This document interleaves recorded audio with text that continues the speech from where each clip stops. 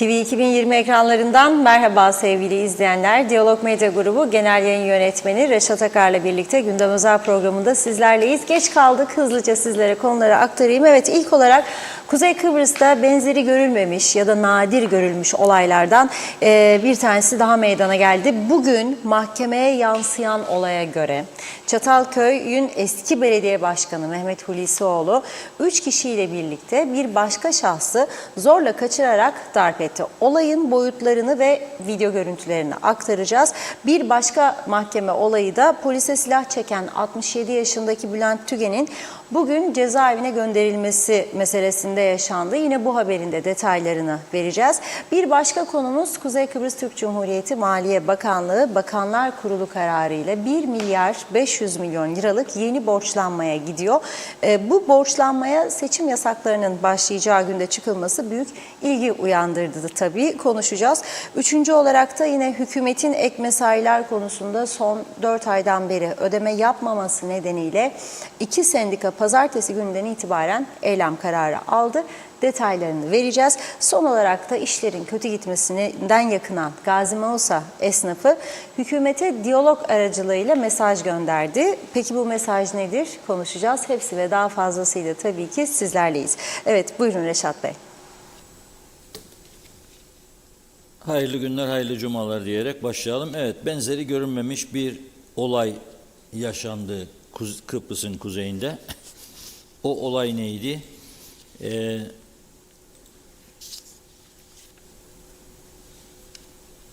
Sizler de hayretle izleyeceksiniz şimdi bu olayı. Çatalköy'ün eski belediye başkanı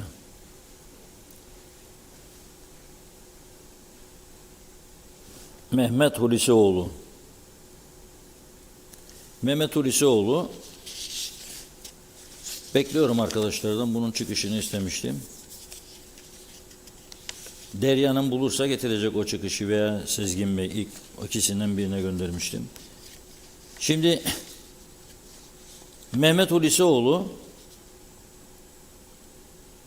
Çatalköy'ün eski belediye başkanı ne yapıyor? Mehmet Hulisioğlu, seçimler 26 Aralık'ta olmuştu biliyorsunuz. 26 Aralık'ta yerel seçimler yapıldığında kendisini desteklemeyen bir belediye çalışanından intikamını veya hırsını diyelim, aradan kaç ay geçtikten sonra, 6 ay gibi bir süre geçtikten sonra almaya çalışıyor. Ve bu olay birkaç gün önce gerçekleşiyor. Ondan sonra polise intikal ediyor durum ve polis tutuklayıp hem eski belediye başkanı Mehmet Hulisioğlu'nu hem de 3 kişiyi bugün mahkemeye çıkarıyor. Önce mahkemeden video görüntülerini birlikte izleyelim.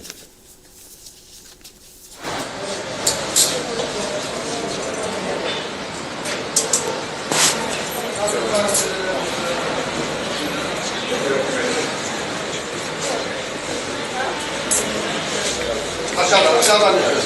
Buradan aşağıdan. Zorla adamı kaçırmadım. Herhalde duydum değil.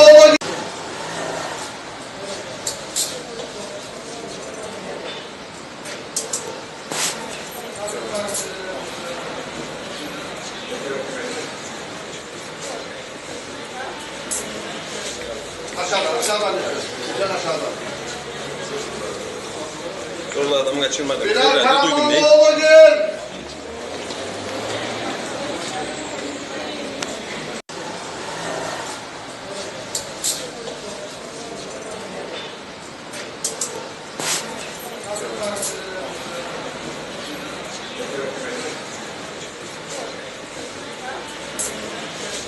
Aşağıdan yapıyoruz.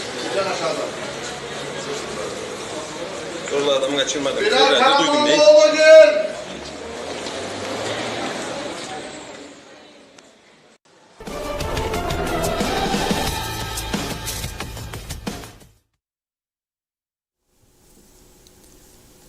Evet, eski belediye başkanı Mehmet Hulisioğlu ile birlikte biri belediye çalışanı 3 kişi mahkeme emriyle tutuklandı.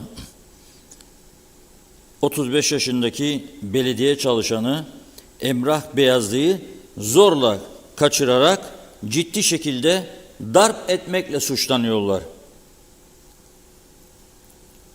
Vedat Hacı Abidoğlu, Sıtkı Demir Ağacı, Kemal Demir Ağacı ve eski belediye başkanı Mehmet Hulisioğlu bugün tutukluluk talebiyle Girne Kaza Mahkemesi'ne çıkarıldı. Girne Kaza Mahkemesi'nde şöyle yansıdı olay. Seçimlerde kendisini desteklemediği gerekçesiyle zanlıların bu az önce bahsettiğim belediye çalışanı Emrah Beyazlı'yı 24 Mayıs akşamı, yani bugün kaçı oluyor? Bugün 26'sı değil mi? 26'sı 2 gün önce 24 Mayıs akşamı plakası meçhul bir arabayla Şehit Mustafa Mehmet Caddesi üzerinde bulunan evinden konuşmak için dışarıya çağırıyorlar. Sonra bunu zorla arabaya bindirip götürüyorlar. Mehmet Hulisioğlu'na ait bir taş eve götürüyorlar kendisini ve Beyazlı'ya bu sana ders olsun, seni burada öldürürüz, kimse de bulamaz, seni burada boğazlarız, gömeriz diyerek tehdit ediyorlar. Tabii bir güzel de darp ediyorlar. Beyazlı'yı plakası meşhur gri bir araçta sonradan geri Çatalköy'e götürüyorlar. Ve polise yapılan şikayetin ardından polis gidip onları tutukluyor ve bugün mahkemeye çıkarıyor. Mahkemede kasti hasar, insan kaçırma, şiddet tehdidi ve ciddi darp suçlarından aleyhlerine dava getirildiği için mahkeme 2 gün tutukluluk emri veriyor. Bu Emrah Beyazlı, hani kaçırılan Emrah Beyazlı'nın şimdiki belediye başkanı Ceyhun Kıroklu'nun şoförü olduğu da belirtiliyor. Yani kaçırılan, darp edilen ve ölümle tehdit edilen belediye çalışanı Emrah Beyazlı'nın şu anda yeni belediye başkanı Ceyhun Kıroklu'nun şoförü olduğu belirtiliyor. Demek ki seçimlerde eski belediye başkanı Mehmet Hulisioğlu'nu desteklemeyip bu şimdiki belediye başkanı desteklediği için taltif edilmiş gibi bir duruma geliyor. Fakat Kıbrıs'ta gerçekten ilk kez tanık olduğumuz bir olayla yüzleşiyoruz. Belediye başkanlığı seçiminde beni desteklemedin ha, gel öyleyse ben de sana gününü gösteririm. Yani bu son derece çirkin bir olay. Yani demokrasi açısından kabul edilemez bir olay. Ne münasebet, yani seçimde beni desteklemedin ve ben sana gününü gösteririm. Aradan 6 ay geçtikten sonra bu ne hırs? İşte görüyorsunuz değil mi? Bu küçücük ülkeyi bu hale düşüren tamamen bu kötü siyasettir. Her yönüyle, her yere bulaşmış vaziyette. Ya küçük küçük köylere belediye koydunuz. Siz zamanında 28 belediye, Çatalköy bir avuçluk yer, tamam ya, yanında birkaç köycük daha var ama ne büyütüyorsunuz gözünüzde? İstanbul'da 1 milyon nüfuslu muhtarlık vardır ya. 1 milyona muhtar bakıyor. Nedir konuştuğunuz? Benden yana mıydın, ondan yana mıydın? Beni mi destekledin, bunu mu destekledin? Aslında bu Türk geleneğinde var ha. Bakın şimdi Türkiye'de de görüyorum ben, pazar günü seçimler yapılacak.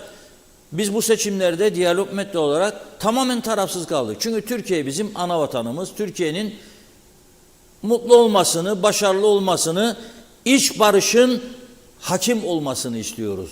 Kim kazanırsa Kıbrıslı Türklerin onunla iyi geçinmek zorunda olduğunu biliyoruz. Türkiye yetkilileri de Kıbrıslı Türklerle aynı şekilde. Ha, bir eleştirmiş de olabilir bizden birisi. Ya programlarımıza çıkan herhangi biri, şimdiki yönetimi veya gelmesi muhtemel olanı veya aday olanları veya diğerini. Bu normaldir. Demokrasinin gereğidir. Ha, senin resmi bir görevlinin emir aldığı yeri desteklemediyse sen kendi insanına tavır koyamazsın. Böyle bir şey olamaz. Yani bunun demokrasiyle bir ilgisi yoktur.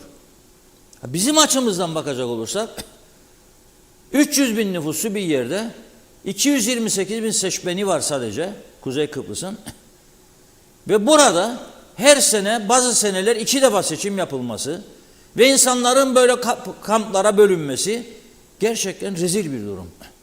Görüyorsunuz işte. Aradan 6 ay geçtikten sonra intikam alıyor. Belediye başkanı 3 başka şahısı da alıyor yanına. Gidiyorlar, onu alıyorlar evinden. Koyuyorlar arabaya, götürüyorlar. Bir eve, eski belediye başkanının evine. Orada bir güzel dövüyorlar. Tehdit de ediyorlar, ölüm tehdidi, ve geri getiriyorlar. Geldikten sonra tabii ki o da gidip polise şikayet ediyor. Ama biz Kıbrıs'ta böyle bir olay ben bugüne kadar görmüş, duymuş değilim. Gerçekten büyük bir üzüntüyle karşılıyorum. Alt tarafı belediye başkanlığı ne olacak yani? Ya milletvekili olsa ne olacak? Bakan olsa, bakmayan olsa, başbakan olsa, cumhurbaşkanı ne olacak? 300 bin nüfusu bir yerde gerçekten ilginç bir durum. Bir başka olay daha var. Neydi o olay? Diyalog gazetesinde yayınladık daha önce bunu. Fotoğrafı var, gelecek şimdi. Şimdi polis bir süre önce Girne'ye bağlı Doğanköy'de bir uyuşturucu operasyonu gerçekleştiriyor. Aldığı ihbar üzerine. Bu önde gördüğünüz sakallı, kır saçlı adam Bülent Tüge ismi. Polis giriyor Doğanköy'deki eve ve arama yapacağını söylüyor. Bu şahıs polise diyor ki, sonradan ortaya çıktı ki uyuşturucu tesiri altındaymış. Tahlil yaptılar çünkü. Polise diyor ki, gel diyor aşağıya, bodrum katına. Ben artık bittim diyor, yandım diyor. Oyun yapıyor polislere. Bittim diyor. Gelin aşağıya diyor, size artık diyor göstereceğim diyor yerini uyuşturucunun. Ve aşağı indiriyor polisleri. İndirdikten sonra orada sakladığı tabancasını çekiyor. İçi mermi dolu ve tetiğe basıyor polisi öldürsün diye. Silah ateş almadığı için hedef aldığı bir polis, 3 polis vardı orada bildiğim kadarıyla. İlk bir tanesini hedef alıyor.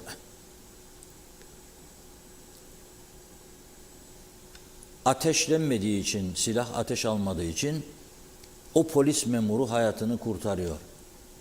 Şimdi bu birkaç defa tutukluluk süresini mahkeme uzattı bunların ve sonunda bugün evde tabii 506 gram, düşünün siz, yarım kilodan fazla Hint keneviri, 6 gram kokain, 1 gram eroin bulunmuştu.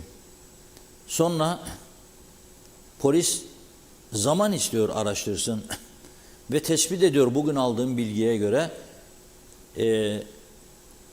kara sınır kapısından da bazı uyuşturucu operasyonlarıyla ilgili bilgiler elde ediyor polis ve detaylandırıyor araştırmayı, genişletmeye çalışıyor. Ve bugün mahkemede diyor ki polis, bize evet cezaevinde tutuklu yargılanmasını istiyoruz diyor. Fakat diyor bize en az 2 aylık bir süre veriniz diyor mahkemeye. Çünkü daha çok araştıracağız. Uyuşturucu meseleleri var geniş çaplı. Kimden alıyor, nereden getiriyor, ne yapıyor? Kolay değil. Mahkeme tabii savcılığın talebi üzerine 1 aylığına cezaevine gönderiyor. Benim bugün aldığım bilgiye göre ve o polis arkadaşın yerinde olmak istemezdim tabii hiç. Düşünün siz polisin artık bu ülkede ne kadar zor şartlarda görev yaptığını düşünün siz lütfen. 2 çocuğum var diyor polis mahkemede. Ey savcı bey, 2 tane çocuğum var diyor. Beni öldürseydi bu adam diyor, 2 çocuğum ortada kalacaktı diyor. Evet, siz de bu ülkede siyaset yaptığını zanneden, kendi kendini kandırmaktan başka hiçbir şey yapmayan, o yüce meclis dediğiniz Diyanorlos Sütun Fabrikası'nda ki arkadaşlar, aslında hiçbir şey yapmıyorsunuz bu ülkeye. Bu ülke altımızın altından kayıyor. Bu ülke uyuşturuculara teslim olmuş vaziyette. Şiddet yanlılarına, kaçakçılara, ama siz görevinizi yapmıyorsunuz. Cezalar yetersiz, yasalar yetersiz. Ve düşünün kimden cesaret alıyor? belediye başkanı ki ben Mehmet Hulusioğlu'nu çok sakin, çok beyefendi bir insan olarak tanıyorum. 2-3 defa tesadüf görüştüm kendisiyle, konuştum. Ben onu çok beyefendi, çok sakin bir insan olarak biliyordum. Ama bak bu siyaset ne kadar damarlarına işlemiş bu ülke insanlarının. Seçimi kaybedince değişebiliyor demek ki insanlar. Bu çok acayip bir durum. Ve ben o polisi düşünüyorum şimdi. 2 çocuğu evde, onu bekliyor babasını. O uyuşturucu kaçakçılarının yakalayacak diye, memleketine hizmet edecek diye canını ortaya koyuyor. Onun için ben buradan devamlı çağrı yapıyorum. Polisi güçlendireceksiniz. Daha çok polis alacaksınız memur. Daha fazla eğitim, daha çok teknolojiyle donatacaksınız. Yok eski yasaların arkasına sığınıyorsunuz. Kalsın bakalım, görelim bakalım. Neyi görecek ya? Neyi görecek? Tabii bu 1 aylık süreçte polis yetiştirecek mi? Hazırlansın mahkemeye bilmiyorum. Ama ortada çok ciddi bir olay var. Yarım kiloyu aşkın Hint keneviri var. Kokain var, eroin var. Ve daha başka bağlantılarından söz ediyor polis. Çıkarmam lazım diyor. Ve uyuşturucu tesir altında ne kadar gözü dönmüş bir insanı öldürmeye kalkışıyor. Olacak şey değil. Bu 2 mahkeme haberini bugün birleştirdiğimde bakıyorum ki bu Kıbrıs eski Kıbrıs değil. Bu Kıbrıs'ın çok ciddi önlemlere ihtiyacı var. Çok ciddi. Nitekim bakın bugün Kıbrıs Türk Amme Memurları Sendikası bir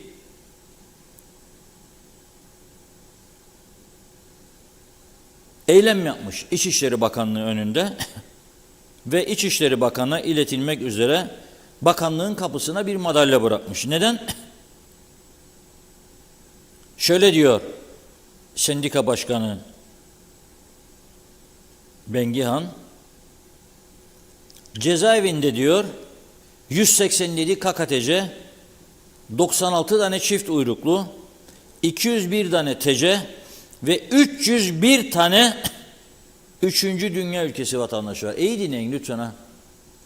Yerli 187, diğeri yerli olmayan. Ya Türk vatandaşı ya da 3. dünya vatandaşı. 301 Afrikalı var. 301 Afrikalı var. Bunları cezaevinde tutmak da büyük bir olaydır. Nasıl tutacaksınız? Yani cezaevinde tutmak da çok zordur bunları. Ama bir taraftan da bir gerçek var. Ziya Öztürkler göreve geldiğinden bu yana bu olayları azaltabilmek için yeni bir takım uygulamaların adımını atmıştı. En önemli uygulama e-vize uygulaması. Nedir bu? Adaya gelmezden önce vize başvurusunu internet üzerinden yapacak. Yaptığı zaman bir güvenlik sorgulamasından geçiyor. O güvenlik duvarını aşamayana vize başvurusu reddediliyor. Şimdi bu şekilde bir miktar adaya girişlerde geçmişte suç işlemiş olsa da girişini engellemeye yönelik bir programdan söz ediyoruz. Bunun dışında 6.000 civarında yabancı deport ediliyor. Bak benim göreve geldiğim günden bu yana diyor 6.000 civarında yabancı bu ülkeden deport ediliyor. Şimdi bir yasa tasarısı da nerede? Bakanlar Kurulu'nda bekliyor. İçişleri'nin hazırladı. Buna göre Amerika Birleşik Devletleri örnek alınarak diyor ki bundan sonra ülkeye gelecek olanlar vize başvurusunu yapıp tamamladığı zaman, vize aldığı zaman 150 dolar otomatik fona para yatıracak. Bu para nerede kullanılacak? Deport işlemlerinde. %20'si gelenlerin bugüne kadarki istatistiklere göre deport ediliyor. Geri gönderiliyor. Yani 10.000 kişi de 2.000 kişi. Peki bu 10.000 kişiden siz 150 dolar aldığınızda 2.000 kişiyi, ki bana göre denetlenme olamadığı için 2.000'dir. Yoksa 7-8 binin deport edilmesi lazım. Çünkü bunlar gerçekten bu ülkede okula gitmiyor, bu 7-8 bini. 10.000'i 8 bini gitmiyor. Veya 7 bini. Bunlar da ya bir suç işleyecek, ya uyuşturucudan yakalanacak, ya kaza yapacak veya polis trafik denetimlerinde ortaya çıkıyor. Sen bunu o şekilde kabul et. O zaman bu 150 dolar imkanı yok, yetmez. Buradan çağrı yapıyorum. Bakanlar Kurulu'nda bu yasa tasarısını tadil edip öyle gönderin meclise. 500 dolar minimum olması lazım. Yatıracak 500 doları, orada duracak. O parayı sen buraya geldi, okula gidecek diye gitmedi, sokakta yakaladın, kaçaktır veya uyuşturucu veya trafik gazı veya şiddet, keseceksin, biletini göndereceksin. Buna yönelmesi lazım bir an önce. Bir an önce. Çünkü bu cezaevi, yeni cezaevi de patladı. Öyle görülüyor. Yani bir bakıyorum buraya, rakam çok yüksek. Bu yeni cezaevi de patlamış durumda. Gerçekten bu iyi bir rakam değil.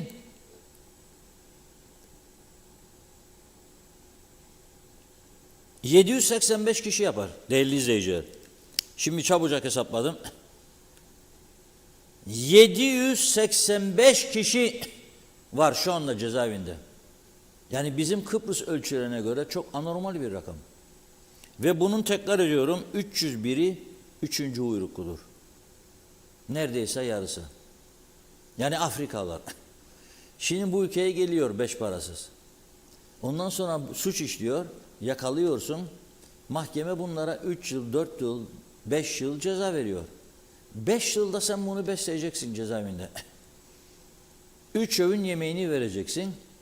Hasta oldu, doktor, sağlık, ilacı vereceksin. Doğrudan besleme. Bu kadar fakirlik yaşayan bir KKTC'de böylesi bir durum kabul edilemez. Kusura bakmasınlar. Çok ciddi önlemler almak zorundadır. Evet, E-Devlet uygulaması güzel bir girişim. E-Vize uygulaması. Ama bu e-vize uygulamasını yaparken geçirilecek olan yasada deport işlemlerinin hızlandırılması için girişte alınacak olan para 500 doların altında olmamalıdır.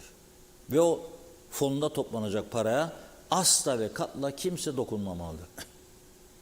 Buyurun Kınar Hanım. Mesajlarımıza başlayalım. Çok çok teşekkür ediyoruz ilginize. Mehmet İnancı, hoş vakitler. Değerli dostlarım, hayırlı yayınlar olsun. Kaoslar ülkesi cennet adamıza demiş. Sağlıklı günler diliyor. Oytun Andaş, kendime saygım olmasa Lefkoşa Türk Belediyesi yönetimini Çatalköy'den nasıl daha kötü ederdim demek istemiş. Mehmet Uluçaylı, kolay gelsin diyor. Hüseyin Boşnak'ta iyi hafta sonları dilerim. Yazık güzelim Kıbrıs'ım Teksas olmuş. Aytaç Bey de iyi yayınlar diledi. Bakıyorum Erol Topçu da İngiltere'den selamlarını göndermiş.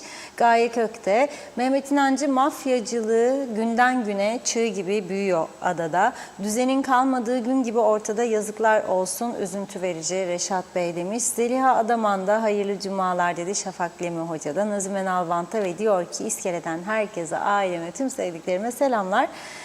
Evet, Kıbrıs'ta sizi hiç kaçırmadan severek dinliyorum, izliyorum.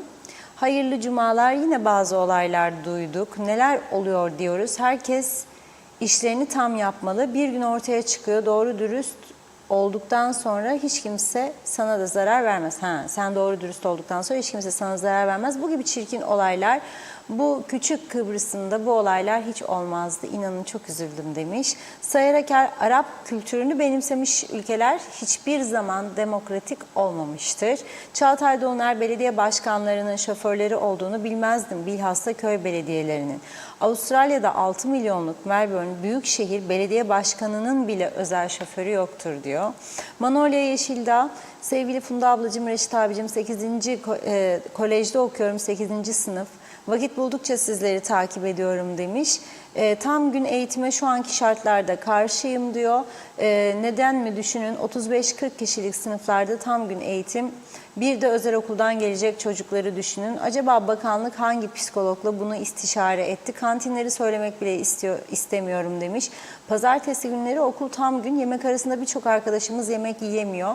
Tuvaletler içler acısı demiş. Su bile içmiyorlar diyor tuvalete gitmemek için. Taşımacılık mı? 2'de derse gidiyoruz. 4'e kadar sınıfın 4'te 3'ü uyuyor. Otobüsler tam ödenmediği için 2 yerine 1 otobüs yolluyorlarmış. Tıklım tıklım diyor. 4'te biten okuldan eve 6'da dönüyoruz. Bence Ömer abiyi okula yollayın diyor. Okula girmesine gerek yok. Uzaktan çeksin diyor. İçler acısı. Bir de İngiltere, Güney Kıbrıs tam gün eğitimde örnek gösteriyoruz. Karıncalar bile güler halimize ama demiş derken azıcık kaçırdık. Evet. Ama ne diyor?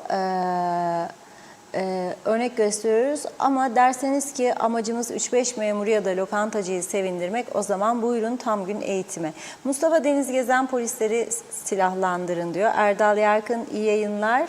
Her zaman başarılar demiş. Deren Turalı insan haklarının neredeyse yok sayıldığı, anayasanın çiğnendiği, yapanın yiyenin yanına kaldığı, eşit işe eşit ücretin uygulanmadığı, vatandaşları ayrıştıran, bölüştüren, çifte standartlar uygulandığı, gelişigüzel, partizanca, istihdam yapıldığı, seçilmişlerin değil de atanmışların iktidar kılındığı bir diyarda, mekanda eşitlikten, haktan, hukuktan, adaletten, refahtan, huzurdan, istikrardan, istikbalden söz etmek ne kadar mantığa sığmaktadır.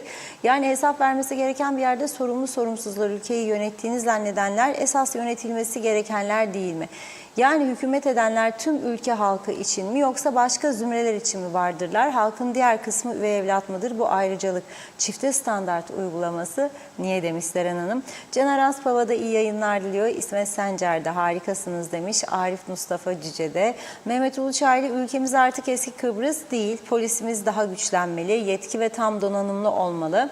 Ülke kaygan bir zeminde dibe doğru gidiyor. Siyasiler bir an önce yasaları güncellemeli demiş. Zehra Sencer Karpaz'dan sevgilerimle diyor. Teşekkür ediyoruz. Selçuk Özenli, polislerimizin böyle tehlikeli durumlarda vurmaya etkisi yok mu? Gerçekten bu büyük bir sorun. Handan Felek de iyi yayınlar diledi.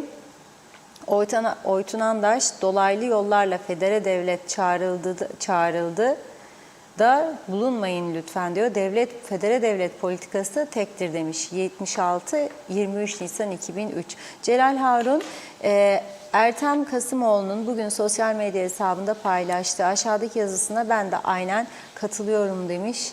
Biraz uzun gibi sanki ama hızlıca bakalım. Ne acıdır ki diyor olan çocuklara oluyor. 50-60 yıl önce savaş yıllarında bile bu ülkenin çocukları bu denli okullardan mahrum kalmadı, eğitimden uzak kalmadı. Üçlü koalisyon hükümeti bunun yaratacağı toplumsal yaraların sorumluluğundan kendini kurtaramaz. Elbet bugün değilse yarın açılan bu derin yaraların hesabı sorulur. Bizim zamanımızda eğitim ve öğretmen dendi mi akan sular dururdu. Doktor küçük öğretmenlere toz kondurtmaz, onlara saygıda kusur etmez, sırasında makam üstünlüğüne aldırmaz, ayaklarına kalkar ve önlerinde eğilirdi demiş. Hüseyin Kaya Erdal, bu sendikalar değil mi yargı sistemi gelişmesin diye anayasaya hayır dedirten, hani bunların ilericilikleri, yaktılar memleketi diyor. Bir iki mesaj okuyup ara verelim. Evet, Oytun Andaş, hakkaniyetli polis güçlensin istiyorsanız çare teknik federe Kuzey Kıbrıs Türk Cumhuriyeti'nde. Gaye Kök 6.000 kişi deport edildi de gelen sayısı kaç acaba? Ortalık kaçak suçlu dolu. Bu da bir de bunları cezaevinde yedirip içirip yatırıp masraf yaparlar. Deport etmeye gelince para yok demiş. Mehmet Uluçaylı, siyasiler kadar işverenler de suçlu. Yabancıların bu ülkeye gelmesinde tüm inşaatlarda, restoranlarda, açık pazarlarda ucuz iş gücü diye Afrika ve 3. Dünya vatandaşlarını çalıştırıyorlar. Aynur Yarkın da iyi yayınlar diledi diyelim ve sonrasında yine devam edelim mesajlara. Evet, buyurun. Evet, aslında Güven Bengihan'ın açıklamasında bir başka rakam vurgulaması daha var. Diyor ki, yabancı uyrukluların 2022 yılında deport edilmesi için devletin kasasından 9 milyon Türk lirası çıktı diyor. Yani devlet bu parayı almadı bu insanlardan, tamam mı? Yani bu insanlar Kıbrıs'a geldi. Bir şekilde bir yerlere paraları verdiler. Giriş, kayıt falan filan. Devlet bunlardan bir şey almadı. Ama bunların suç işleyenleri geri göndersin ülkelerine diye 9 milyon Türk lirası harcadı kazan. Bu 9 milyon Türk lirasıyla herhalde o depreme dayanıklı olmadığı söylenen, iddia edilen 5 tane okulun tamiratı, tadilatı yapılabilirdi. Çok rahatlıkla. İşte mesele budur bu ülkede. Çok rahatlıkla yapılabilirdi. Bir başka meseleyi söyleyeyim. Az önce mesajlar okunurken 2-3 izleyicimizden, farklı izleyicimizden bazı bilgiler geldi bana. Yani bu Çatalköy'deki mesele Mehmet Hulusioğlu'nun desteklenmediği yönünde değil, başka işler var o işin içinde şeklinde gelen mesajlar vardır. Ne iş varsa tabii çıkacak ortaya, ama ben bu bilgileri programın başına sizlere aktardığım bilgileri bugün Girne'de bu mahkemeyi baştan sonuna izleyen muhabirimiz Suna Erden'den aldığım bilgilerdir. Bana da gönderdi. Mahkemede yarın gazete çıkacak yazısını oradan yazarak gönderdi. Ben o bilgileri aktardım size. Ama şimdi dediğim gibi 2-3 ayrı mesajda deniliyor ki başka meseleler var o işin içinde. Seçim meselesi değil diyorlar. Mehmet Hulusioğlu'nu kızdıran, tepkisine yol açan başka meseleler vardı diyor. O konuyu bilmiyorum. Mahkemede çıkacak herhalde ortaya. Polis soruşturduğu zaman bu olayın derinliğine ortaya çıkacak diye düşünüyorum. Zaten 2 gün tutukluluk verildi bugün. Yani 2 gün sonra tekrar mahkemeye çıkacaklar ve mahkemeye çıkınca o güne kadar polis herhalde karşı tarafı, şikayetçi olan şahsı da konuşturacak diye düşünüyorum ve daha ayrıntılar mahkemeye yansıyacak diye düşünüyorum. Ama bugün yansıyanlar bu yönde. Bugün yansıyanlar bu yönde. Ben gelen bilgileri aktardım size. Şimdi yabancı uyrukluların büyük bir kısmı, özellikle Afrika ülkelerinden gelenlerin bu ülkede suça meyilli oldukları, suç işledikleri kesin mi? Kesin. Bir de uyuşturucu patlamış durumda. 1. 2. Güneye kaçışlar patladı. Güney Kıbrıs'ta 30 binin üzerinde kuzeyden geçen mülteci vardı. 30 binin üzerinde. Deli oluyorlar. 3. Kaçak işçi. Yahu sen maaşları ödeyemez durumdayken, maaşları ödeyebilmek için borçlanırken sürekli nasıl olur da bu insanlar hiç kayıt yaptırmadan, kayıtsız bir şekilde çalışıyor da siz bunu görmezden geliyorsunuz, ses çıkarmıyorsunuz, önlem almıyorsunuz? Bu nasıl iş? Bu nasıl iş? Çok ciddi bir durum bu. Yani bu kadar çok kaçak çalışan var ve biliyorlar, gözlerinin önünde oluyor bu iş. Yani gittikleri her yerde görüyorlar. Birçok meyhanede başladı. Şimdi lokantalarda var, görüyorlar. Temizlik işlerinde var, görüyorlar. Belediyelerin tamirat, tadilat işlerinde, yollarda görülüyorlar. Ama bir tanesinin de çalışma izni sorulmuyor. Ve çıkarılması da istenmiyor. Ondan sonra bana kayıt dışı ekonomi %45'e dayandı diyorlar. Kimdir sorumlusu bunun? Yani bu küçücük ülkede %45 kayıt dışılık varsa bunun sorumlusu kimdir? Söylesinler. Bunun sorumlusu bunu ortaya çıkaramayanlardır. Ben bunun başka türlü bir izahatını düşünemiyorum gerçekten. Neyse bu, çıkarsınlar ortaya. Çünkü KKTC'de çok ciddi bir şekilde mali kriz vardır. Bugün açıklandı. Seçim yasakları biliyorsunuz bugün başlıyor. Veya başladı. Ama Bakanlar Kurulu dün itibariyle seçim yasaklarının başlamasından bir gün önce Maliye Bakanlığı'na 1 milyar 500 milyon Türk lirası borçlanma yetkisi verdi. 1,5 milyar, iyi dinleyin, bu çok büyük bir para KKTC için. Neden verdi? Çünkü 30 gün süreyle bu Kuzey Kıbrıs gibi küçücük yerde ve sadece bir sandalye için seçim yapılacak ve o seçim nedeniyle 30 gün süreyle devlet çarkı tamamen durmuş olacak. Hiçbir şey yapamazlar. Ne borçlanmaya gidebilirler, ne tayin yapabilirler, ne terfi yapabilirler. Karar alamazlar, inşaat yapamazlar. Bir yığın engel vardır. Ne bu bir sandalye seçeceklerde. Şimdi ben o yüzden diyorum, siz bu 1,5 milyarı borçlanacağınızı açıkladığınızda nerede kullanacağınız da lazım. Şeffaflık bunu gerektirir. Bu 1,5 milyar Türk lirası nerede kullanacak? Büyük bir olasılıkla maaş ödemeleri var. Pazartesi günü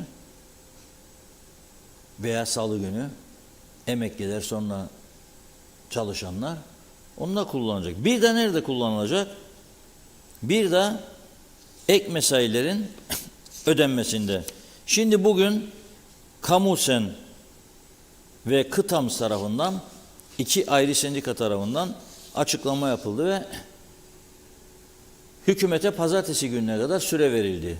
Ek mesailer 4 aydır ödenmiyormuş. 4 ay. Şubat, Mart, Nisan, Mayıs. Ama haberin içerisinde biz ne kadar bir ek mesai ödemesi var bulamadığımız için ayrıca sordurduk sendikacı arkadaşlara. Aldığımız cevap 400 milyon. İyi dinleyin ha, 400 milyon ek mesai borcu varmış hükümetin. 400 milyon. Bu 400 milyon liraya bu ülke her yönüyle canlanır. Yollar yenilenir, kırılan dökülen trafik ikaz işaretleri yenilenir. Aydınlatma direkleri, kırıldı da yerlerde yatan aydınlatma direkleri onlarca adanın her tarafında yenilenir. Polise teknolojik olarak malzeme alınır, güçlendirilir. Bu 400 milyon liraya çok şey yapılır. Eksik ilaçları giderilir hastanenin.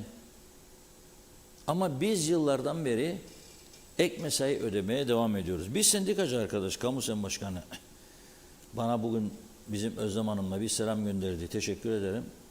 Yani biz de ek mesaiden yana değilik ama ne yapalım demiş.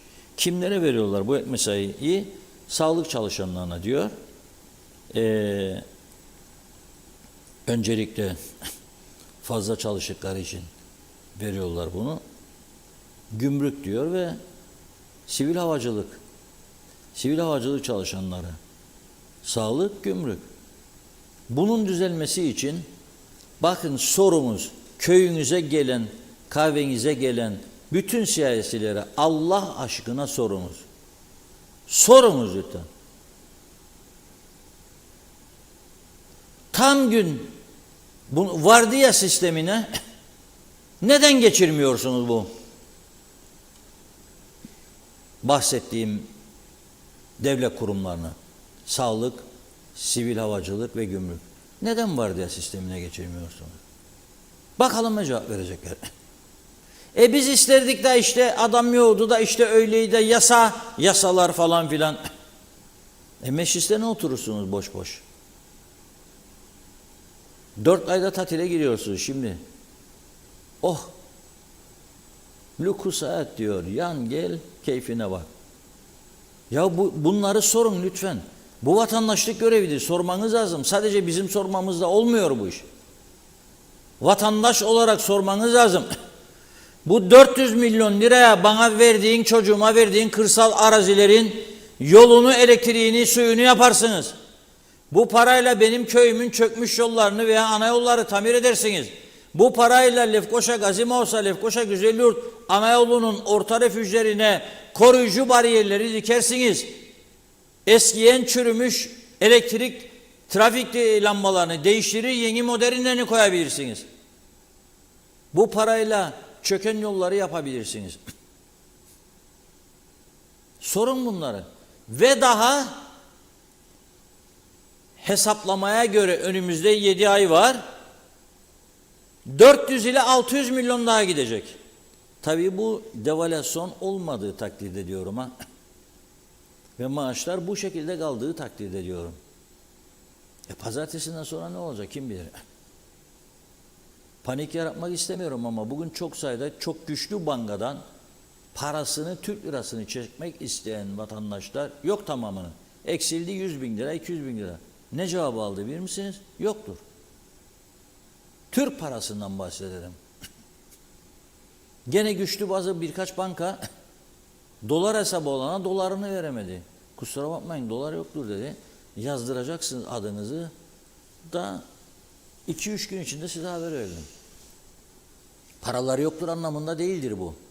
Paraları mutlaka vardır ama temkinli gidiyorlar. Pazartesinden sonra doların, İsterlinin, euronun kurunu kestirmek çok zordur.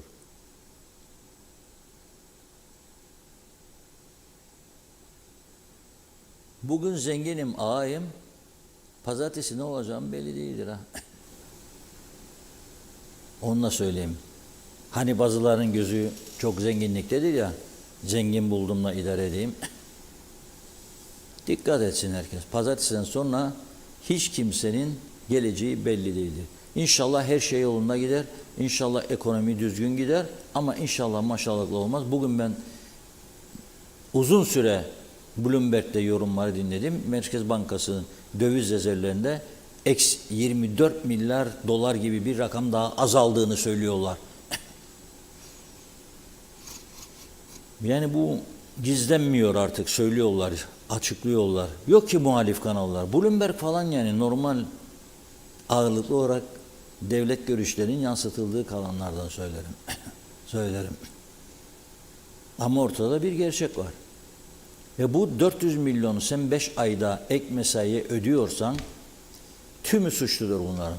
Biz iktidarda değilik. Beraber olun mecliste. Beraber olun.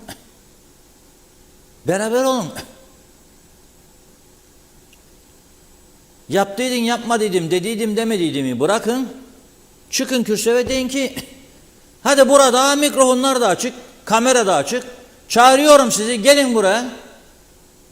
Ve bu ek mesaileri kaldıralım, vardiya sistemine geçelim. Bu daha ne diyecekler? Adam yok. Tamam ben de sana cevap veriyorum. Karayollarında daire içinde oturan 130-120 kişi hiç iş yok. Belki birkaç tanesinin. Telefon dairesi aynı şekilde. Deyin ki hizmet içi eğitim sizi alıyoruz bu tarafa. Yapabilirsiniz bunu. Gelmezler. Gelmezse getireceksin yani. Getirebileceğin gücü yasa değişikliğinden alacaksın. Şimdi tabii ben bunları söylerim. Bazı öğretmenler de bana bozuldu son birkaç gündür. Çok iyi dostlarım var. Onlar da bozuldu bana öğretmenler falan eleştiriyorum. Ne yapalım şimdi?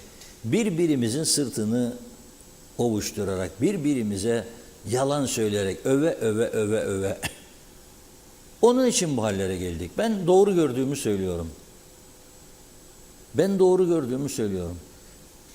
Eğer bu ülkeye dıştan yüzlerce öğretmen gelecekse ona da ben de karşıyım. Burada ihtiyaç yoksa, burada iş arayan öğretmenler varsa tabii ki buradan dolduracaksın. Öncelik senin nüfusundur. Ama yok da bu çocuklara sınav dönemi bu kadar ezeyip eleme. Hadi grev var, sınav yok. Oturun uzlaşın ya. Bir uzlaşı kültürü denen bir şey var. Rumlarla bizi uzlaştırmaya çalışırlar. Amerika Birleşik Devletleri, Avrupa Birliği milyonlarca dolar harcadılar. İki toplumu bir araya getirsinler diye. Ya bir ara Avrupa Birliği, onlar da o kadar bir hayal içinde yüzüyorlar ki paralar harcadılar. İki toplum çocukları gelsinmiş bir arada Lego oynasınlarmış Lokmacı'nın orada. Yaptılar bunu. Götürdüler 2 tane Rum çocuğu, çünkü onlar çokluk gelmez getirmez çocuğunu. 5 tane de bizim çocuklar. 7 kişi çektiler fotoğrafı. It's very good, well done. Ne 7 kişi Lego oynadı. Yakınlaştırmış. Ve Herletra Palas'ın önünde yaktılar mangalları. Dediler ki Türkler domuz yemez, Rumlar da. Hem domuz hem kuzu. Zivaniyalara da döktüler. 10 kişi fotoğrafa well done. Ne oldu? Hani birleştirdiniz mi? Hal aleminde yüzmeyin be. İki topluma eşit davranın. Yollarım çöktü benim, bana da yardım et yollarıma. İki tarafın da siyasilerini sık sık bir araya getirin. Anlaştırın, uzlaştırın. Açın yeni kapıları, daha çok geliş gidiş olsun. Terör örgütlerine izin vermeyin. Yok parlamentoya sokmalarına, göz yumduğumuz terör örgütlerini güneyde. İzin vermeyin. Ama bakıyorum bizim siyasilerimiz bu konularda bizi öne çıkaracak hareket de yapmıyorlar. Odur sorun, esas sorun. Ve biz kaldık burada kendi başımıza ve yılların çökmüş siyaset anlayışıyla umut ediyoruz KKTC kurtulsun. 1,5 milyar borçlanma seçim arifesinden ne demektir? Ha bulabilecekler mi? Bulabilirler mi onu da bilmiyorum ha. Ve faiz ne olacak onu da bilmiyorum. Şimdi beni dinlerse bankacı bir dostum var, o bilir kimdir üst düzeyde. İnşallah bana yazar. Yüzde kaçtan borçlanıyorlar? Da ben de size aktarırım. Ulaşamadım çünkü. O beni duyuyordur. Çoğu programlarımızı dinliyor. Yazarsa bana ben de size az sonra aktaracağım bunları. Yüzde kaç faizle borçlanıyorlar acaba? Buyurun Funda Hanım. Mesaj kaldığımız yerden Aynur Yarkın iyi akşamlar, cumanız mübarek olsun demiş, iyi yayınlar diliyor. Hüseyin Koltan da hayırlı cumalar, sağlıklı yayınlar dilerim. Doğru Haber'in gerçek adresi, iyi ki varsınız. Saygılarımla. Irmak Marleni Honduras'tan günaydın Kıbrıs'ıma, iyi akşamlar, iyi yayınlar dilerim sizlere. Mehmet Uluçaylı bugün çarşıda üzüm 100 lira, zerdali 65 lira, nektar 65 lira. Her şey ateş pahası. İnsanlar nasıl sağlıklı geçinsin? Geçinmek için hırsızlık mı yapsın? Bir an önce ekonomiye çözüm bulunmalı. Nazime Nalbant, hafta sonunuzun güzel olmasını dilerim. Reşat Bey çok doğru. Madem hükümet parası yok, bari ülkeye girecek olanlara önceden o ülkeye gitmesi için parayı ellerine alacaklar. Tamam, okumak için gelenler okusun. Okumayanlar ülkemizde niye kalsın, daha çok zarar da vermesinler demiş. Gündem Özel'de emeği geçen herkese de sonsuz teşekkürler, seviliyorsunuz.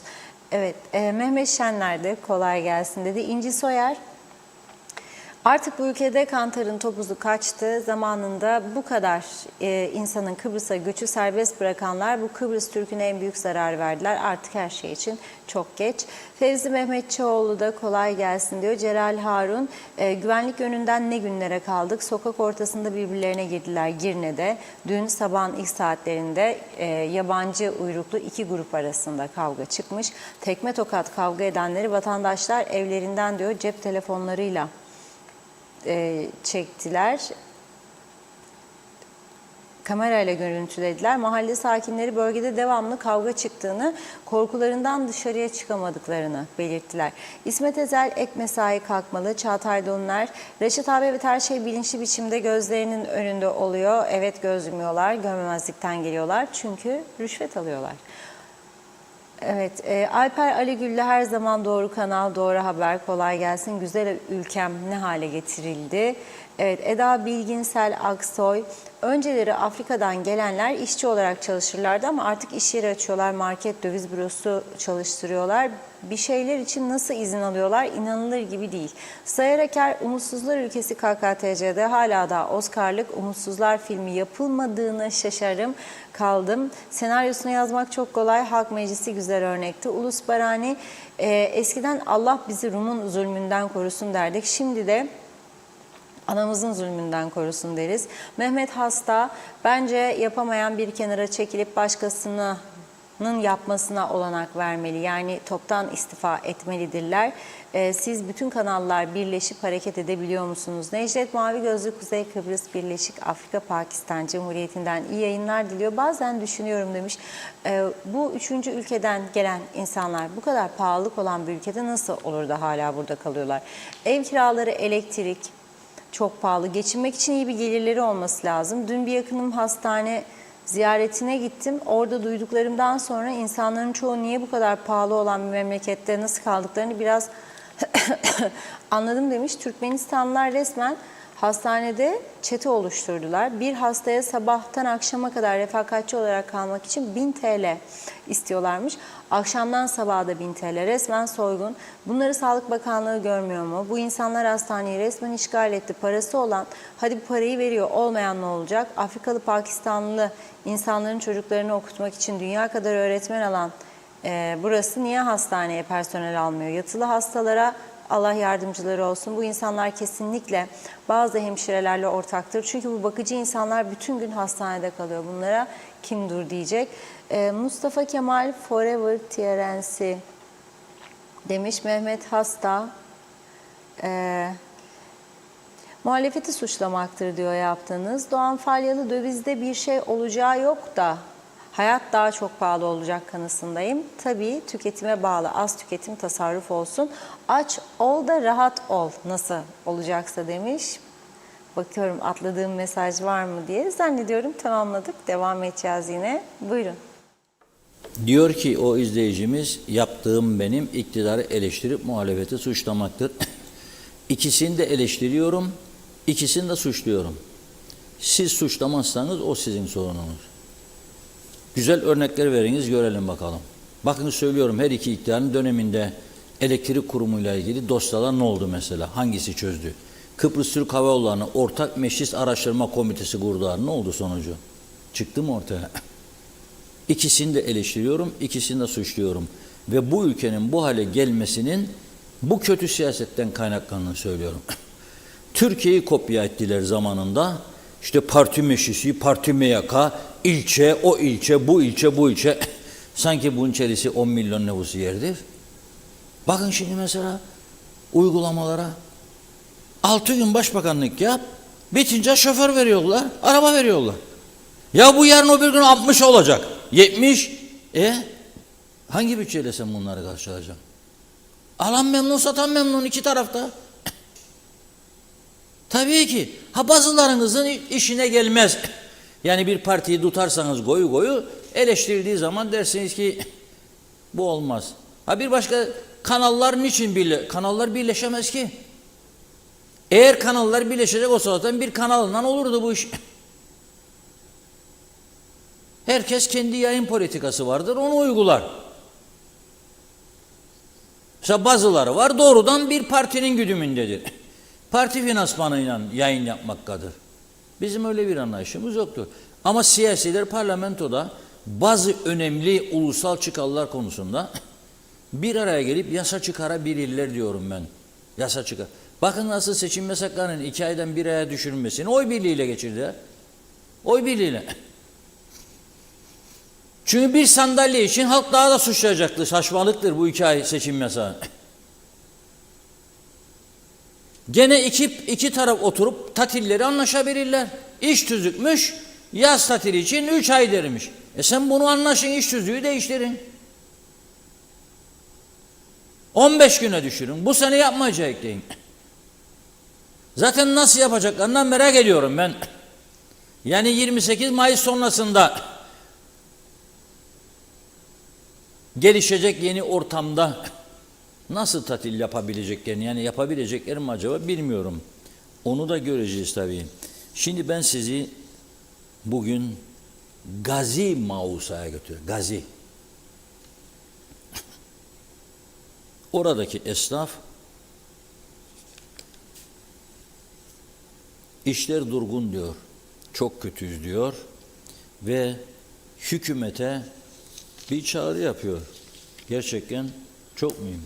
İşlerin kötü gitmesinden yakınan Gazi Mausa esnafı hükümete diyalog aracılığıyla bir mesaj gönderdi. Bu mesaj çok önemli. Aynı o şarkının sözleri gibi.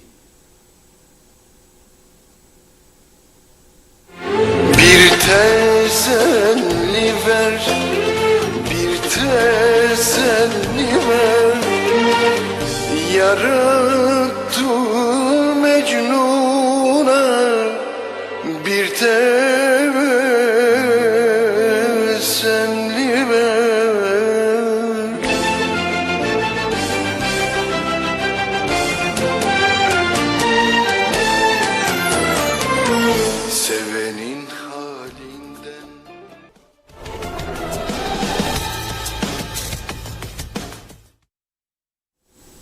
Evet, bir teselli ver diyor hükümete. Ha bakın ha, şimdi muhalefetten bahsetmiyorum, hükümetedir mesaj. Muhalif olanlar rahat olun. Öğretmenler olanlar siz de rahat olun. Bugün fazla o konuya girmedim. Madem ki alan memnun, satan memnun, okul aile birlikleri memnun, analar, babalar. Tamamdır. Ben delirmedim mi her gün öğretmenlerle uğraşacağım? Onlar düşünsün, çocuğu olanlar. Şimdi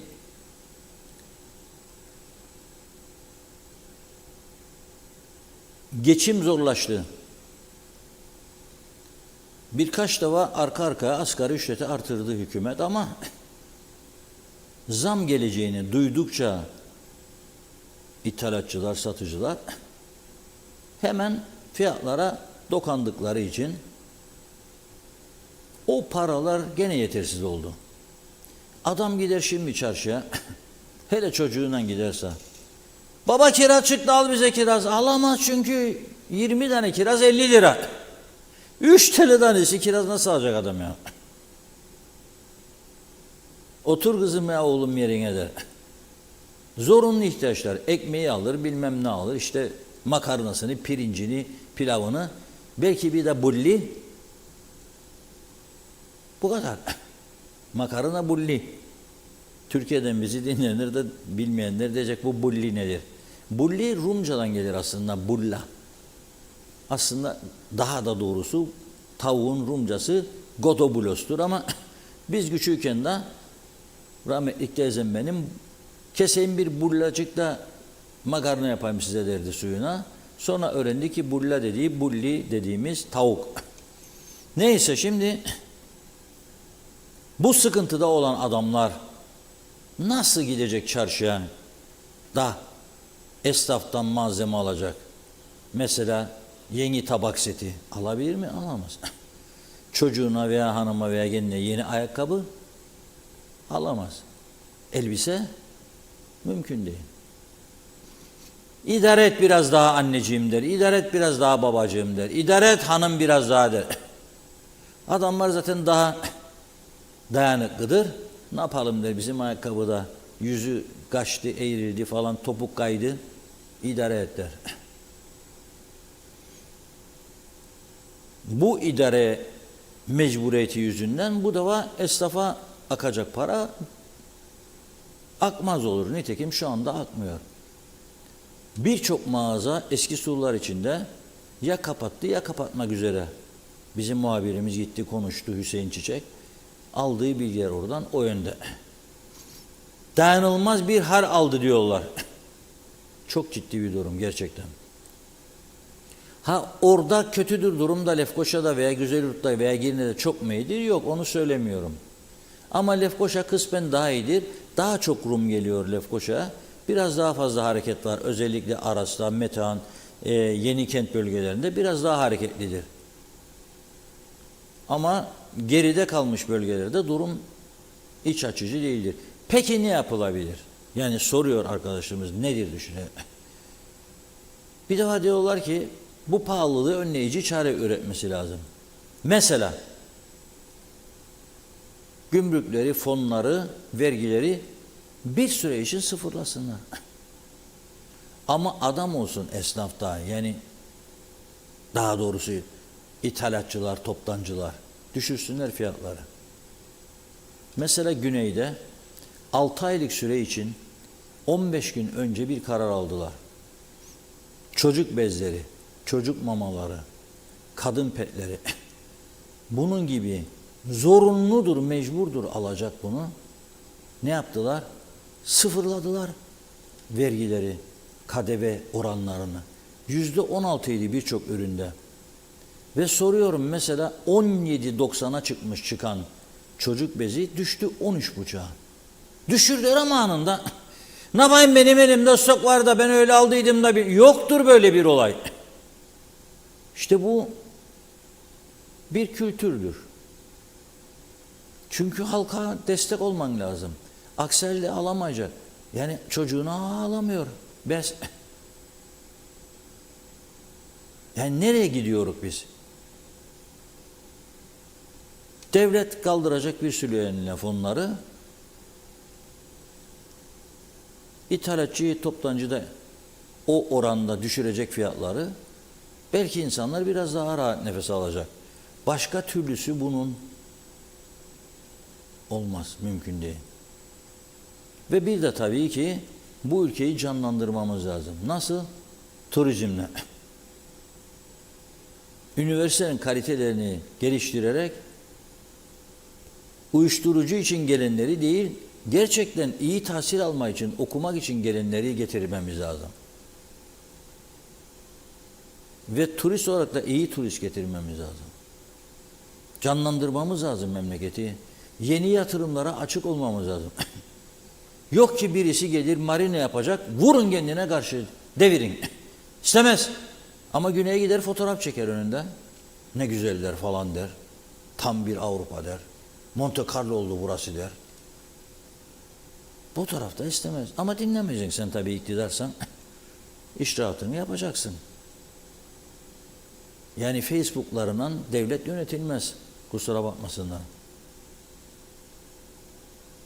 Ama çok etkisi altında oldukları da bir gerçek. Bakarım sürekli Facebook'ta paylaşım yaparlar. En üstten alta kadar. En üstten alta kadar. Güzel fotoğraflar paylaşırlar. Sonra başlarlar saysınlar. Bak be Osman diyor. Kaç oldu like diyor yanındakine da mesela.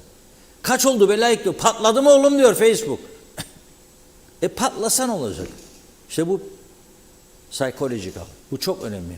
Psikolojik depresyon vardır bu ülkede. Psikolojik ağır sorunlar vardır. Gerçekten. İster inanın ister inanmayın. Ben bunu görüyorum. Çok ağır psikolojik sorunlar, travma yaşıyor insanlar. Allah yardımcısı olsun diyorum herkesin. Hepimizin daha doğrusu yardımcısı olsun diyorum. Yabancılarda ırkçılık yok. İyi yabancılara her zaman için kapılar açılmalıdır. Adam geldi, parası var. Güney Kıbrıs kapıları kapadı, ambargo. Avrupa Birliği ambargosu yüzünden Ruslara. Ne var varlık? Ruslar geri buraya ilişir, para bırakırsa. Ne var buraya? İyi, zengin Almanlar, İngilizler gelirse daha iyi senin kültürünü artırırlar. Bir şey daha yaparlar ama nedir? Bizim kirlettiğimiz pis yerleri temizlerler. Dünyayı inanamadım. Dünyayı inanamadım. Biliyorsunuz Temiz Ada grubu vardır. Kasım Uluçaylı Bey'in yolladığı videoyu dün bulamadım. Dün Gazi Mauso'da eskiden çok iyi isim yapmış bir otelin çevresini temizlemişler. Hadi bakalım birlikte izleyelim onu. Günaydınlar. Ben Temizada'dan Kasım Uluçaylı. Bugün Yeni Boğaziçi'nde bulunan önceden de belirtmiş olduğumuz eski Park Otel dediğimiz yerde temizlik yapıyoruz. Burası perişan ve yıkık halde. Grubumuz bugün burayı tespit etti ve burada temizlik yapıyor. Hep söylüyoruz niçin böyle atılı, sahibi kim, sorumlusu kim? Bunu tabii ben araştıracak pozisyonda değilim. Araştırırım ama yetkililer kimin sorumluluğundaysa o kendisi bulsun. Biraz da kendileri uğraşsın. İşte görmüş olduğunuz gibi bakın her yer perişan halde. Atıl vaziyetten. Bakın özellikle bu oteli vurgulamak istedim. Çünkü bu oteli önceden hatırlıyorum. Bakın ne kadar yıkık ve dökük halde. Niçin böyledir bilmiyorum. Burası perişan bir halde. Ama ekibimiz burayı temizliyor. Biz hep söylüyoruz işte çok yakın zamanda 5 Haziran Dünya Çevre Günü. O gün birçok açıklamalar yapacak ama sadece sözde lap lap lap dediğimiz yapılacak. Gerçekte ortalık perişan halde. Sistem ceza ve sahillere güvenlik veya zabıta gibi ekiplerin konmasıdır. Bakın bugün ekibimiz her yeri plajlar dahil temizliyor. Ve bunlara dikkat çekmek istiyoruz. Ama maalesef sadece her hafta yapıyoruz. Bakın ne kadar yığılı ve atılı her taraf bakın. Ama biz büyük bir kalabalık bir grupla burayı temizliyoruz. İleride görmüş olduğunuz bu Venice Otel. Bakın tekrar ediyorum. Burası niçin atılı? Önceden de söyledik. Niçin bu perişan halde? Niye gündeme gelmiyor? Hep söylüyoruz ama sadece söylüyoruz. Çok teşekkür ediyorum.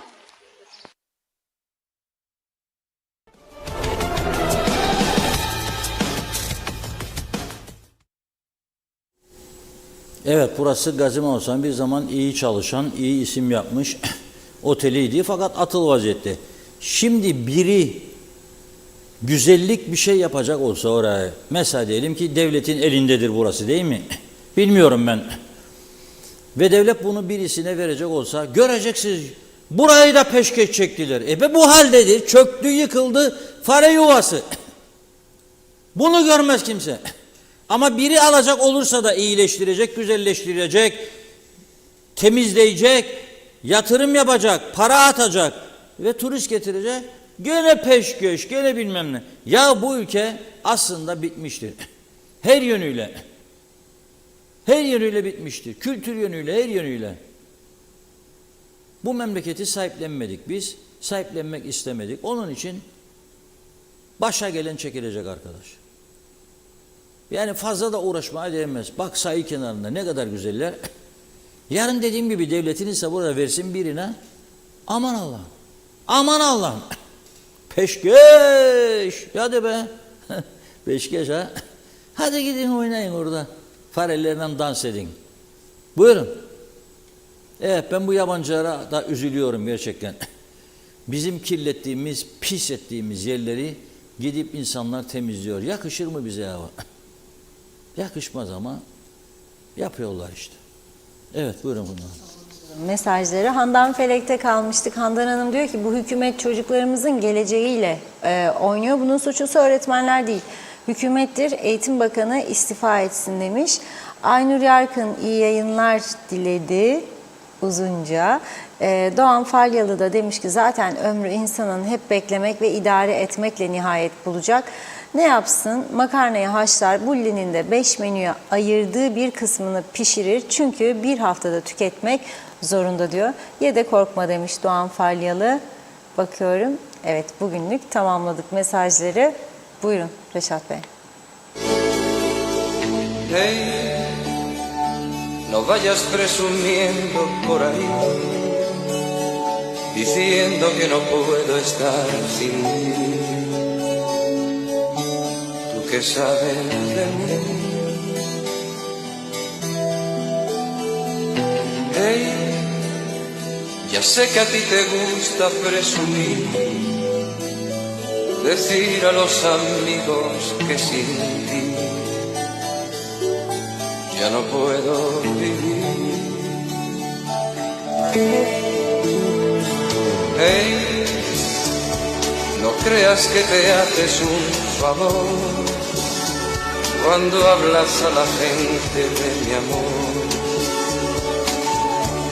y te burlas de mí. Hey, que hay veces que es mejor querer así que ser querido y no poder sentir lo que siento por ti. Ya ves, tú nunca me has querido, ya lo ves, que nunca he sido tuyo, ya lo sé, pues solo por orgullo ese querer. Ya ves, ¿de qué te vale ahora presumir? Ahora que no estoy ya junto a ti, quieres tirar de mí. Hey, recuerdo que ganabas siempre tú, que hacías de ese triunfo una virtud. Yo era sombra y tu luz. Hey, no sé si tú también recordarás que siempre que intentaba hacer la paz, yo era un río en tu mar. Y a ver, tú nunca me has querido, ya lo ves, que nunca he sido tuyo, ya lo sé, pues solo por orgullo ese querer. Y a ver, ¿de qué te vale ahora presumir? Ahora que no estoy ya junto a ti, ¿qué les dirás de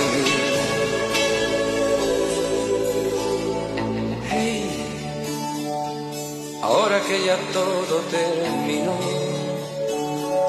que como siempre soy el perdedor. Cuando pienses en mí, hey, no creas que te guardo algún rencor, es siempre más feliz quien más amor, y ese siempre fui yo. Ya ves, tú nunca me has querido, ya lo ves, que nunca he sido tuyo, ya lo sé, pues solo por orgullo ese querer. Ya ves, tú nunca me has querido, ya lo ves, que nunca he sido tuyo, ya lo sé, pues solo por orgullo ese querer. Ya ves, tú nunca me has querido, ya lo ves, que nunca he sido tuyo, ya lo sé, pues solo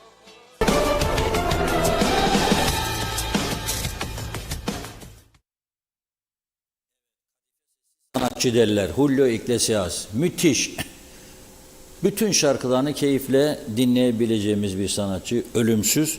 Ben onu yıllar önce İstanbul Hilton'daki konserinde izlemiştim. Tesadüfen oradaydım. Dönemin başbakanı ve ekibiyle birlikte onların Ankara'da merhum Ecevit'le görüşmeni izlemeye gitmiştim. O günlerde Ecevit tabii Türkiye'de çok ciddi krizler vardı. Akaryakıt yok. Yağ kuyrukları ve Bakanlar Kurulu toplantısındaydı biz Ankara'ya gittiğimizde.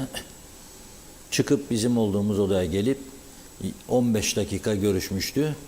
15 dakika sonra Türkiye çok ağır sıkıntılardan geçiyor ama Kıbrıs'ı ihmal etmeyiz. Her istediklerinizi yapacağız demişti. Hiç unutmam.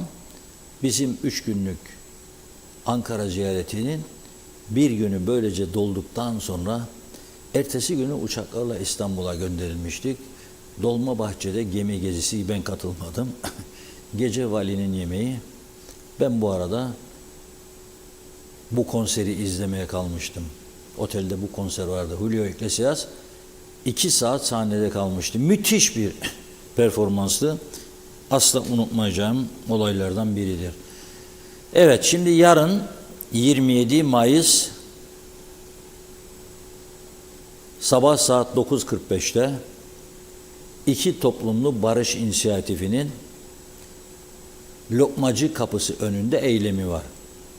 O partilerin ideolojileri beni hiç ilgilendirmez. Ben olayın bir boyutuna bakarım. Nedir o? Mevcut kapıların yetersiz olduğunu görmüşler. Daha çok kapı açılması için eylem yapıyorlar. Eğer ekonomik örgütlerden birinin yöneticisi olsaydım, başkanı veya üyesi yani yönetim kurulu üyesi, destek mesajı çıkardım ve giderdim. Çünkü sınır kapılarından geçişlerin kolaylaştırılması, sınır kapılarından geçişlerin kolaylaştırılmasıyla birlikte Kıbrıs Türk Çarşısı'na akan paranın artması insanlarımızın iyiliğinedir. O yüzden yeni kapıların açılmasını destekliyoruz. Nitekim Birleşmiş Milletler Genel Sekreterinin Kıbrıs Özel Temsilcisi Stewart'ta önceki gün bu konuyla ilgili olarak hem Kıbrıs Türk Ticaret ve Sanayi Odası hem de Rum Ticaret ve Sanayi Odası yetkilileriyle kapsamlı bir toplantı gerçekleştirmiş ve bu toplantıda daha çok sınır kapısı açılması ve güven artırıcı önlemlerin artırılması üzerine durduklarını, Birleşmiş Milletler'in bunu desteklediklerini söylemiş. Dün Rum basınında geniş kapsamlı bir haber vardı bu konuda. Memnuniyetle karşıladık. Yarınki eyleme de vakti olan destek versin diyorum ben. Çünkü daha çok kapıya ihtiyacımız var, daha çok temasa ihtiyacımız var. Ekonominin bu kadar kötü olduğu bir dönemde güney ile kuzey arasındaki geçişleri kolaylaştırmak her iki toplumun da faydasınadır. Bugünlük bu kadar. Pazartesi inşallah yeniden birlikte olacağız. Türkiye'de seçimler de yapılmış olacak. Kazasız belasız bir seçim olsun. Kim kazanırsa onu alkışlayalım. Soğukkanlı bir şekilde devam edelim. Dediğim gibi Türkiye ile Kuzey Kıbrıs Türk Cumhuriyeti arasında kopmaz bağlar vardır. Türkiye bizim ana vatanımızdır. Rumların da Yunanistan'dır ana vatan. Onlar arasında da kopmaz bağlar vardır.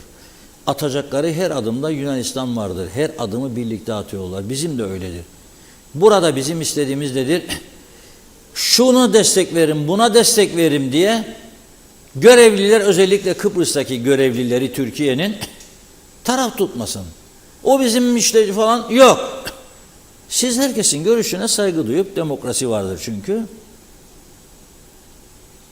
İyi ilişki içerisinde olursanız bu her iki tarafın da faydasınadır. Karalama, kötüleme, hakaret olmadığı sürece her türlü eleştiri, görüş demokrasinin güzelliğidir. Bunu böyle kabul etmeleri lazım. Evet, pazartesi görüşmek üzere diyelim. Çok teşekkür ederiz ve programımızı burada tamamlıyoruz sevgili izleyenler. Ben de sağlıklı güzel bir hafta sonu geçirmenizi diliyorum. Yeniden görüşünceye dek hoşça kalın.